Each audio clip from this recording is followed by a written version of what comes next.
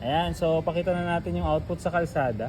Ayan, so ano yung mga muna yung yung original niyang headlight. So yung original niyang headlight yan, parang wala no. So patay, bukas mo yung original headlight. Yan yung original headlight niya. Yan. Ngayon, pakita naman natin yung dilaw. Yan na yung dilaw.